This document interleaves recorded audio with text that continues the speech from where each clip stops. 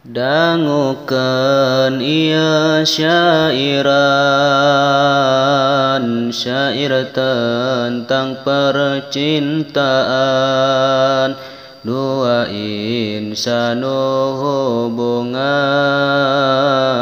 dua manah nu nyaahan, dua raga nu pajauh, jarak nu sesa ditempuh, teu pernah patepang wajah, tapi kanyaah terubah, tetap saling mikasayang, sanajan jarak ngabentang, tetap saling mika cinta, sanajan papisah raga. Cinta orang tekos batur, nu kahalangan ku lembur, kanapa panggihna muda, babari patepang wajah, anjeun di dinya sing yakin, abdi di dia ngajamin, moal ingkana jan jarak, jadi halang papendak. Pisah iya sementara,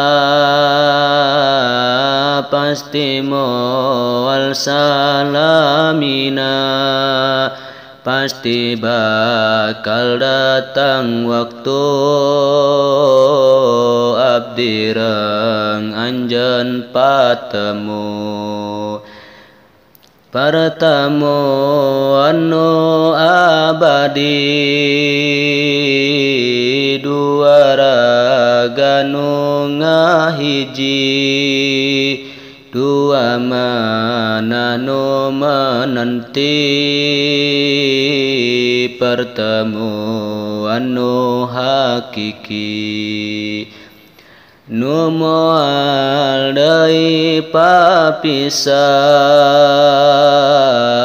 ngasesahkeun pendak wajah, saling melengkap saima ila yaumil qiyamah. Doa sok jadi wasilah, ngurangkeun rinduna manah, doa jadi pelantara, nyampaikeun anu dirasa.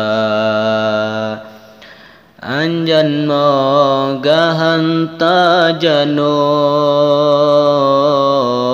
sanajan jarak pajauh, jarak kur misahkeun raga,